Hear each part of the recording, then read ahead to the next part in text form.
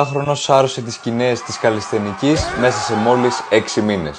Πώς έγινε αυτό? Η πρώτη φορά που αγωνίστηκα ήταν το Φεβρουάριο στο Πανευρωπαϊκό στο Άμστερνταμ. Αυτό που συνέβη εκεί πραγματικά δεν θα το περίμενα ποτέ. Πέρα από όλες τις πιθανότητες, μας εξέπληξε όλους και κατάφερε να κατακτήσει την τρίτη θέση. Εκεί κάτι άλλαξε στο μυαλό μου. Κατάλαβα τι είμαι ικανός να κάνω. Το Πανελλήνιο Πρωτάθλημα ήταν μερικούς μήνες μακριά και αυτός δεν έχασε ούτε μία μέρα. 5 μήνες μετά βγήκα δεύτερος και εξασφάλισα τη θέση μου στο παγκόσμιο τέλος Αυγούστου. Είχα την ευκαιρία να κάνω κάτι μεγάλο, οπότε δεν υπήρχε χρόνος για χάσιμο. Το μήνα που ακολούθησε έκανε προπονήσεις 7 στα 7, ενώ όλοι οι άλλοι ήταν στην παραλία.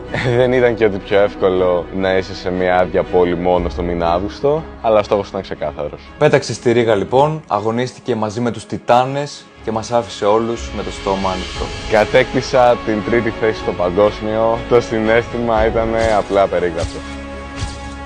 Μην ζητάτε την επιβεβαίωση των άλλων για τους στόχους σας. Είναι μονάχα στο χέρι σας.